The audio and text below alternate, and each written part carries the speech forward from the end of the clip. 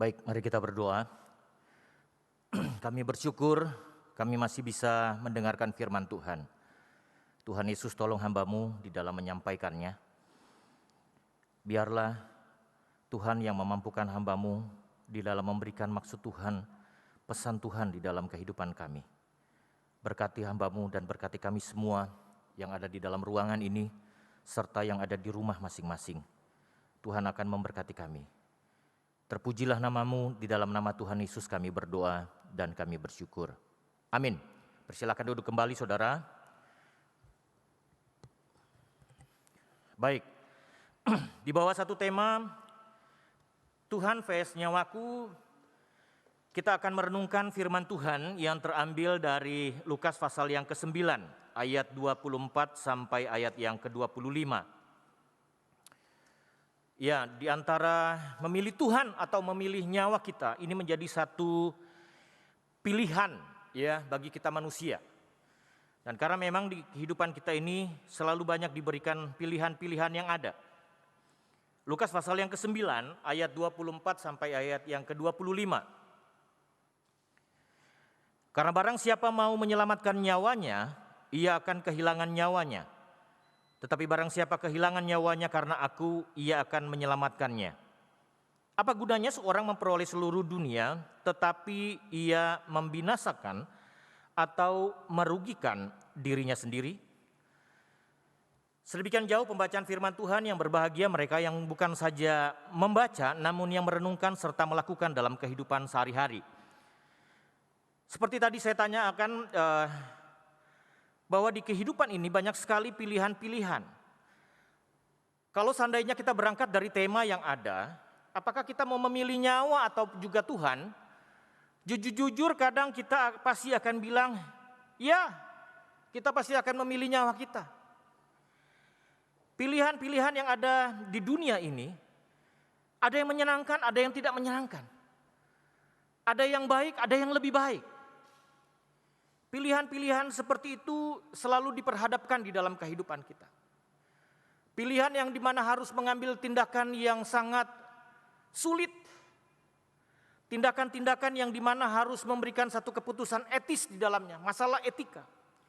Tetapi itulah di dalam kehidupan kita, pilihan-pilihan seperti itu. Kalau diperhadapkan di mana kita harus memilih antara nyawa dan Tuhan, kita secara manusia pasti akan memilih nyawa kita. Tetapi di sini Tuhan memberikan satu hal bagi kita. Kalau kamu pilih nyawa, toh juga pada akhirnya kamu akan mati. Kematian kekal akan kamu miliki. Tetapi kalau kamu memilih Tuhan, kamu akan mendapatkan satu kehidupan yang kekal yang Tuhan perhadapkan. Ini yang sulit, saudara-saudara, tidak mudah. Kalau kita melihat dalam teks ini, dengan satu latar belakang sebenarnya, Yesus menanyakan kepada Petrus secara pribadi. Orang-orang pada waktu itu beranggapan yang berbeda tentang Yesus, beranggapan lain tentang Yesus. Oleh karena itu ditanya, ada yang mengatakan bahwa Yesus itu adalah Elia. Yesus itu adalah nabi yang terdahulu. Tetapi secara pribadi dia tanya, Petrus, menurut kamu siapa saya? Langsung dia bilang, engkau adalah Mesias dari Allah. Saudara-saudara, cara pandang inilah yang pada akhirnya saya melihat dalam rangkaian teks yang ada, bagaimana cara pandang kita terhadap Yesus sendiri. Karena cara pandang kita terhadap Yesus itu akan mempengaruhi iman kita, keputusan-keputusan yang diambil dengan yang bersangkut paut dengan iman kita. Cara pandang kita dalam melihat Yesus itu seperti apa? Apakah kita hanya melihat Tuhan Yesus itu sebagai satu dokter yang kalau seandainya sakit kita bisa berdoa, Tuhan tolong sembuhkan saya? Ataukah kita melihat Yesus itu hanya seperti security? Tuhan jaga rumah kami, Tuhan jaga kami waktu mau tidur. Apakah Tuhan Yesus kita hanya melihat sebagai satu teman di saat kita kesepian? Saudara-saudara, Pandangan seperti inilah yang pada akhirnya kamu melihat saya ini sebagai apa? Pertanyaan Yesus kepada Petrus ini sangat penting. Kamu melihat saya ini sebagai apa? Kalau kamu melihat saya sebagai Mesias, pada akhirnya kamu akan berbeda dalam keputusan iman yang kamu ambil. Saudara-saudara, pengakuan Petrus di mana dia melihat Yesus sebagai Mesias dan Juru Selamat, kita lihat dalam pelayanan Petrus, dia menjadi seorang martir yang luar biasa. Menurut sejarah mengatakan bahwa Petrus mati disalib terbalik. Dia bilang, saya tidak mau sama dengan Tuhanku. Saya tidak mau sama dengan Allahku. Dia disalib terbalik. Saudara-saudara, di dalam pengakuan seperti inilah cara pandang kita melihat Yesus itu bagaimana. Cara pandang kita dalam melihat Yesus itu seperti apa. Itu akan mempengaruhi. Kalau kita hanya melihat Tuhan Yesus sebagai satu security, dokter, dan apapun itu, tetapi tidak melihat dia sebagai Mesias dan Juru Selamat, itu akan mempengaruhi keputusan-keputusan kita. Bersangkut paut dengan tema yang ada.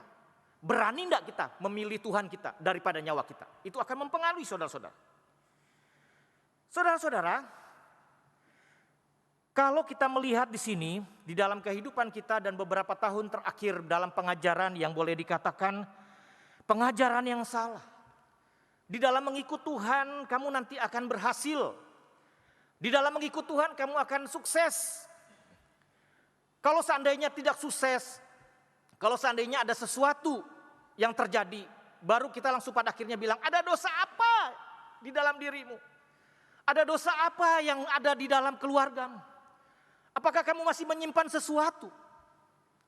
Saudara-saudara, pengajaran-pengajaran seperti ini yang pada akhirnya memberikan satu pemahaman yang salah tentang Tuhan. Mengikut Tuhan harus berhasil. Mengikut Tuhan itu penuh dengan kesuksesan. Nah, ini akan mempengaruhi. Jadi pengajar-pengajar yang salah ini juga mereka berbeda dalam melihat Tuhan. Mereka melihat Tuhan itu seperti satu center kelas, saudara-saudara, yang memberikan hadiah, ya. Atau mereka melihat Yesus itu sebagai dewa yang kalau sakit juga nanti disembuhkan, yang kalau seandainya minta kemakmuran nanti diberikan. Saudara-saudara, kalau kita melihat kembali kepada Alkitab, Tuhan Yesus sendiri tidak pernah menjanjikan seperti itu. Kalau kita berangkat dari perjanjian lama, bangsa Israel, bangsa pilihan Tuhan pun, di mana kalau dia sampai ke tanah Kanaan, kalau seandainya kita lihat di peta saudara-saudara, itu sangat pendek sebenarnya. Tetapi kenapa Tuhan mengizinkan 40 tahun? 40 tahun mereka berputar-putar sampai ke tanah Kanaan, tanah perjanjian yang Tuhan berikan. Ini proses. Tuhan memperpanjang perjalanan mereka. Dalam arah apa? Tuhan membentuk mereka. Tuhan membentuk karakter mereka. Saudara-saudara, disinilah yang kita perlu lihat bagaimana Allah mengizinkan terkadang kesulitan di dalam kehidupan kita. Supaya kita semakin melihat campur tangan Tuhan dan kebaikan Tuhan. Berbicara masalah memilih antara Tuhan dan nyawa, yang pasti kita akan memilih nyawa kita. Semua orang berusaha untuk mengejar kesuksesan, mengejar mendapatkan uang, tidak salah saudara-saudara, tidak salah. Tapi kalau sampai pada akhirnya money oriented, ya, pekerjaan yang paling utama, sehingga pada akhirnya kita menomorduakan Tuhan, tidak menganggap Tuhan, ini sudah salah. Saudara, di dalam kasus pandemi saat ini, kadang kita akan melihat bagaimana kondisi yang ada. Uang tidak ada gunanya, saudara-saudara. Uang tidak ada gunanya. Saya akan membagi dengan 2 poin dalam pembahasan kita, perenungan kita pada pagi hari ini yang menyangkut masalah bagaimana apakah kita memilih nyawa kita atau Tuhan. Yang pertama, harus ada penyangkalan diri di dalam diri kita. Di ayat yang kita sudah baca, setiap orang yang mengikut aku, ia harus menyangkal dirinya, ya. Ia harus menyangkal dirinya. Saudara, kita tahu bahwa mengikut Tuhan harus ada penyangkalan diri. Tuhan Yesus saja memberikan satu teladan, di dalam dia juga menyangkal diri. Seperti di Taman Getsemani dia berdoa, "Bapa, kiranya cawan ini lalu daripadaku." Secara manusia, kita mengakui ya Tuhan Yesus adalah Allah 100%, manusia 100%. Secara manusia kalau bisa saya tidak mau menderita sebenarnya. Secara manusia Tuhan Yesus ngeri melewati kematian ini. Tetapi dia tetap mengatakan, "Jangan kehendakku yang jadi, melainkan kehendakmu yang jadi." Ada satu penyangkalan diri yang Yesus juga berikan satu contoh bagi kita. Dia tidak mau sebenarnya. Dalam pengajaran Yudaisme dan beberapa pengajaran yang lain yang seringkali kita melihat bagaimana penyangkalan diri itu seperti kita harus menyiksa diri, menyayat-nyayat tubuh, ya, menusuk telinga supaya dosa di dalam mendengar, menusuk mulut supaya pada akhirnya kita bisa menahan hawa nafsu untuk berbicara hal-hal yang tidak baik. Kalau ada pengajaran seperti itu, sebenarnya bukan saja istilahnya pemahaman mereka mengusir kuasa gelap, mengusir roh-roh jahat. Tetapi ada pemahaman lain di balik itu supaya mereka bisa menyangkal diri dengan hal-hal seperti itu. Apakah di dalam kekristenan seperti itu? Saudara-saudara, di dalam kekristenan berbeda masalah penyangkalan diri. Penyangkalan diri betul-betul mematikan keinginan daging kita. Makanya Paulus katakan begini, matikanlah keinginan daging itu. Saudara-saudara, yang namanya dimatikan betul-betul harus mati. Keinginan daging, kesombongan, ambisi, dan hal-hal yang pada akhirnya membuat Tuhan tidak suka. Masalah penyangkalan diri itu berarti kita betul-betul menyalipkan keinginan daging kita. Menyalipkan hawa nafsu kita. Dalam Galatia 5 ayat 24. Kalau kita ingin menjadi milik Kristus, kita harus menyalipkan daging, hawa nafsu dan keinginan kita. Saudara-saudara, penyangkalan diri itu tidak mudah. Penyangkalan diri itu tidak gampang. Penyangkalan diri itu berarti kita menjadikan Tuhan sebagai Tuan di dalam kehidupan kita. Penyangkalan diri itu menjadikan Tuhan sebagai Allah di dalam kehidupan kita dan bukan kita lagi. Dalam mengikut Tuhan, kita kadang-kadang mau berkatnya, mau semua perlindungan dan penyertaan Tuhan. Tapi kalau mau disuruh taat, enggak mau. Manusia sibuk dengan keinginan-keinginannya, ambisi-ambisinya. Sampai pada akhirnya tidak menganggap Tuhan sebagai Tuhan. Sampai pada akhirnya meragukan kuasa Tuhan. Saudara-saudara yang dikasihi Tuhan, kita perlu menyalipkan itu dan menyangkal diri. Dengan ambisi-ambisi dan keegoisan kita, kesombongan kita. Saudara, saya senang sekali beberapa waktu yang lalu ada satu dokter yang saat ini dia tugas di Ketapang, Kalimantan Barat. Dia bekas jemaat GKY juga Bali yang menjadi satu kelompok KTB kami. Waktu itu kami bertemu juga di dalam satu sharing, kembali kami kangen bertemu melalui Zoom yang ada. Kami berdoa bersama-sama, kami sharing. Dokter ini mengatakan begini, Lause, di masa pandemi ini ilmu kedokteran sepertinya tidak ada gunanya. Di mata saya ini saya melihat orang yang sebenarnya kayaknya pasti sembuh. 1-2 hari meninggal loh. Malah di mata saya sebagai dokter yang saya lihat, dia kayaknya orangnya ini bisa meninggal ini. Malah Tuhan sembuhkan. Dia menganggap bagaimana kehidupan kita manusia ini begitu kecil dan tidak ada apa-apanya di hadapan Tuhan. Seberapapun besar uang Anda, seberapapun besar kemampuan Anda membeli kesehatan, kalian tidak bisa melihat bagaimana Tuhan yang memberikan nyawa kepada saudara-saudara. Sampai dia melihat dan dia akui, kita kecil Lause di hadapan Tuhan, tidak ada apa-apanya. Saya sudah sekolah kedokteran sampai setinggi-tingginya pun juga pada akhirnya tidak ada apa-apanya di hadapan Tuhan. Saudara-saudara, penyangkalan diri itu harus ada di dalam diri kita. Kita manusia kecil di hadapan Tuhan. Kita manusia lemah. Sampai pada akhirnya kalau kita melihat begini. Ada satu statement saudara-saudara yang mengatakan begini. Saya senang sekali. Sekarang kita nggak usahlah membela nusa dan bangsa dengan bercucuran darah begitu ya. Saat ini selama pandemi, kalian di rumah saja itu sudah membela nusa dan bangsa. Benar saudara-saudara, banyak sekali statement seperti itu.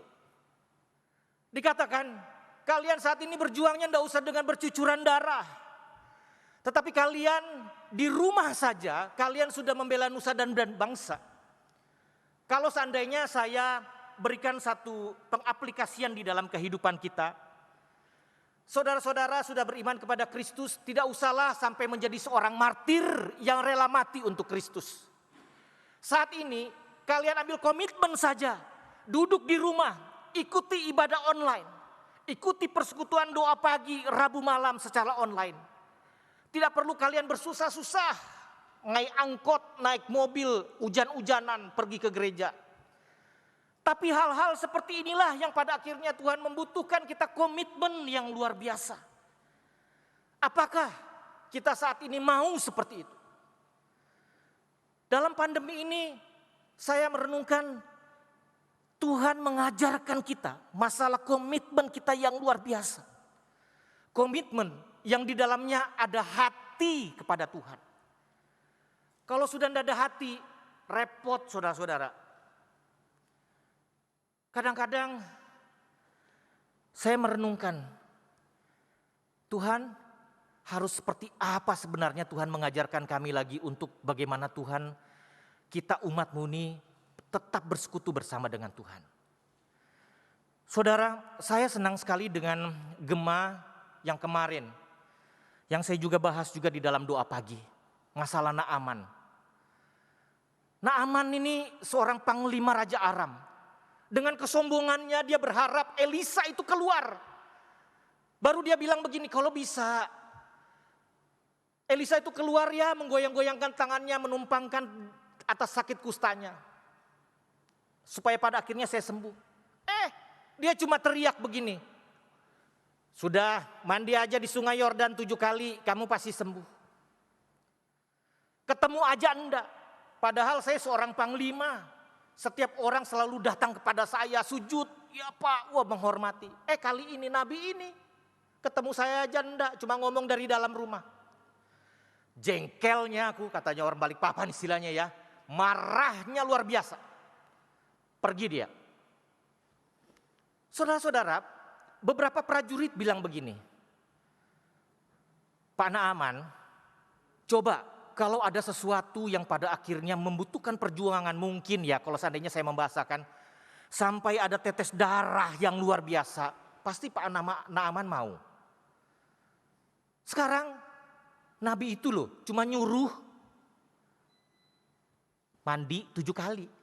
Nggak repot. Dalam hal ini Naaman pada akhirnya betul-betul menyangkal diri dari kesombongannya. Menyangkal diri dari keangkuhannya sebagai panglima tertinggi. Dia melakukannya. Dan dia mendapatkan satu kesembuhan. Saudara-saudara, dalam renungan pagi dan Gema yang saya berikan dalam doa pagi, saya angkat. Kesombongan menghalangi berkat Tuhan. Kesombongan itu menghalangi berkat Tuhan di dalam kehidupan kita. Saya terkadang juga satu sisi seringkali sombong dengan banyak hal. Tuhan ajar saya tidak mau sombong dalam hal ini. Saya belajar untuk bisa betul-betul merendahkan diri di hadapan Tuhan. Saya tidak ada apa-apanya di hadapan Tuhan. Untuk mau menjadi murid Tuhan, pengikut Tuhan, kita juga berani mengatakan tidak. Menyangkal diri, kita juga berani mengatakan tidak terhadap dosa. Menyangkal diri, kita berani mengatakan atas dosa atas kemalasan kita. Kita masa-masa pandemi ini begitu nyaman, saudara-saudara. Waktu enggak pandemi aja sudah malas ke gereja. Kadang-kadang kita ke gereja juga gara-gara enggak enak kepada orang tua ataupun mertua. Kita ke gereja hanya karena mungkin dipaksa istri atau suami. Tetapi saat ini kita tak perlulah bertetesan darah dalam hal ini. Kalian duduk saja, berikan waktu.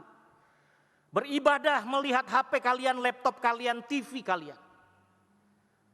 Saudara-saudara, dalam hal ini menjangkal diri, betul-betul berani mengatakan tidak terhadap kemalasan dan hal-hal yang lain.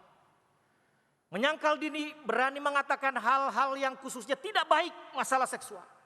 Yusuf diganggu sama tante Potifar pun dia pada akhirnya lari. Dia mengatakan tidak terhadap hal ini. Dia lari. Saudara, masalah penyangkalan diri saya tadi sudah katakan. Kesombongan, merasa bahwa kita lebih daripada yang lain. Ini seringkali terjadi di dalam kehidupan kita tanpa kita sadari. Sehingga dalam pengaplikasian dalam kehidupan kita, dalam keseharian, kita tidak siap dikoreksi. Kita tidak siap dievaluasi. Kita dikritik tidak siap, saudara-saudara. Siapa lu?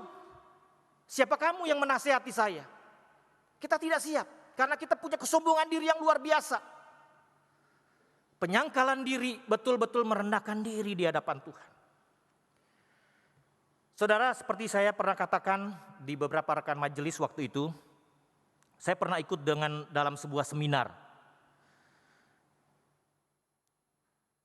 Dia katakan begini, seorang speaker ini dia katakan begini, kalau kamu mau jadi hamba Tuhan, mau menjadi pendeta atau penginjil, kalian sudah harus siap diomongin dan dikritik sama jemaat.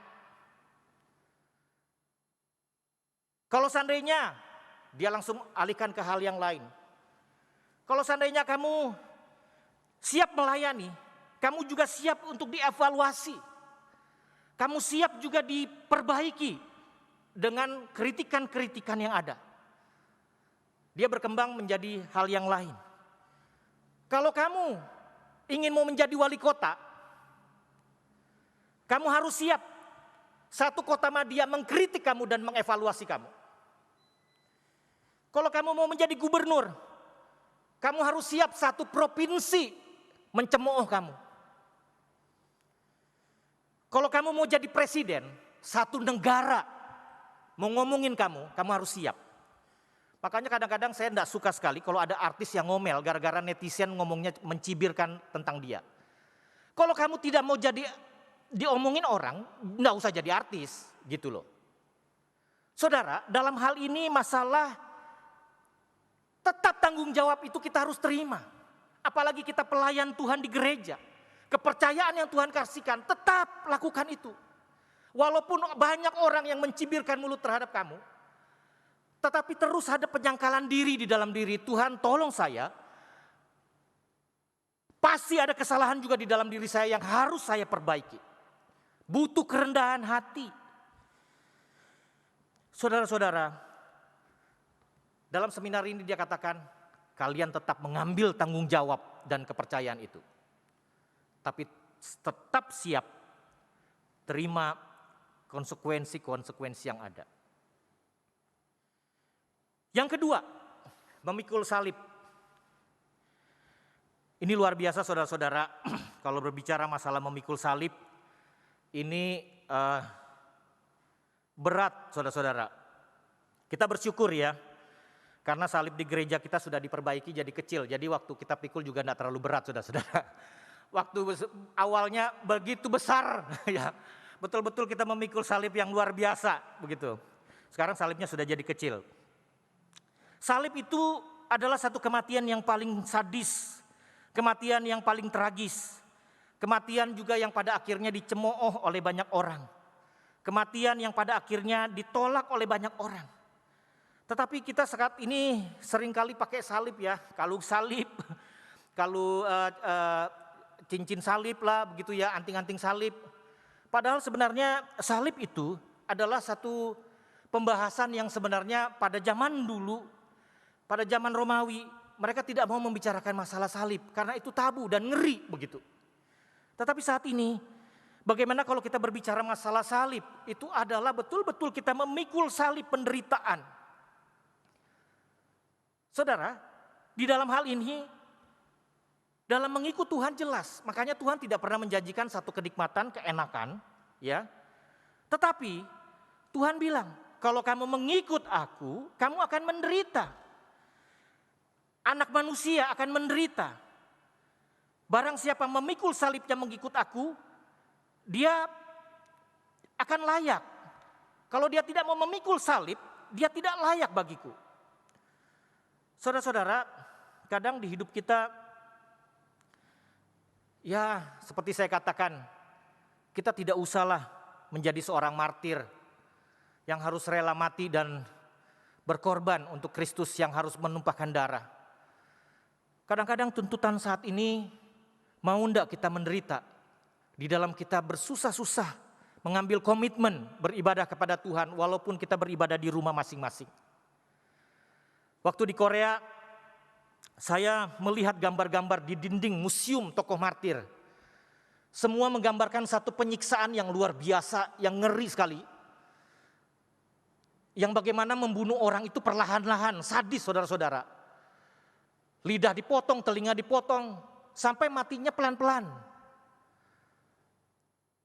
Dan ada satu foto-foto para martir di situ terpampang. Dan ada satu kaca yang kosong. Kalau pas pada waktu kita berkaca di situ, ada tulisan di bawahnya. Apakah Anda siap menjadi martir? Ngeri saudara-saudara. Ngeri. Apakah di dalam kehidupan kita saat ini, kita rela seperti itu? Pasti akan pilihannya, waduh, pikir-pikir dulu loh begitu. Pikir-pikir dulu dalam hal ini. Orang sekarang dituntut untuk setia saja mengikuti ibadah secara online pun, kita boleh dikatakan, aduh banyak acara gimana ya, begitu. Komitmen di mana kita harus mengambil keputusan untuk setia juga melayani, waduh ngeri juga di gereja kayaknya siapa-siapa itu yang ini nanti. Nah, semuanya pada akhirnya kita melihat banyak hal untuk kita pada akhirnya berani berkomitmen di hadapan Tuhan. Memikul salib itu tidak mudah. Saudara-saudara, dalam mempersiapkan ulang tahun gereja kita yang ke-25, umur 25 itu adalah usia yang sudah dewasa. Saya ingin di dalam mempersiapkan ulang tahun gereja ini, apakah kita sudah semakin dewasa di hadapan Tuhan? Apakah iman kita semakin terus bertumbuh? Ataukah iman kita semakin hilang? Dan bahkan tidak ada lagi semangat untuk mengikut Tuhan. Ditambah dengan pandemi seperti ini, semakin kemalasan itu, semakin iman kita semakin kecil. Dan pada akhirnya kita tidak mengasihi Tuhan dan mencintai Tuhan. Saudara-saudara, di dalam perenungan kita pada pagi hari ini, apakah kita berani menyangkal diri dan memikul salib? Seandainya kita berani menyangkal diri dan memikul salib, sesuai dengan tema kita, apakah kita memilih Tuhan atau nyawa kita? Pasti kita bisa mengambil keputusan ini. Kalau kita berani menyangkal diri dan memikul salib, pasti kita bisa mengambil dan menjawab. Kita pasti memilih siapa antara Tuhan dan nyawa kita. Mari kita berdoa. Bapa di dalam surga, kami bersyukur dan berterima kasih untuk waktu ini. Tuhan sudah tolong kami, Tuhan sudah boleh memberkati kami. Tuhan, firman Tuhan ini tidak mudah untuk kami bisa lakukan. Tuhan tolong kami. Dalam proses waktu yang ada, Tuhan terus memberikan kami hati yang berkomitmen di dalam mengasihi Tuhan dan mencintai Tuhan. Berikan hati kami di dalam mengasihi Tuhan melebihi segala sesuatu di dalam kehidupan kami. Tuhan Yesus tolong kami, berkati kami. Tuhan Yesus tolong kami di dalam kehidupan kami di masa-masa sulit ini. Kami punya komitmen untuk tetap mencari Tuhan. Kami punya komitmen untuk tetap mengasihi Tuhan. Semakin dewasanya gereja kami pun, kami ingin kami semakin dewasa di dalam mengasihi Tuhan dan mencintai Tuhan. Kerohanian kami menjadi dewasa. Kerohanian kami bukan menjadi anak-anak terus. Tuhan Yesus tolong kami. Tuhan Yesus berkati kami. Terima kasih. Hanya dalam nama Tuhan Yesus kami sudah berdoa dan kami bersyukur. Amin. Tuhan Yesus berkati.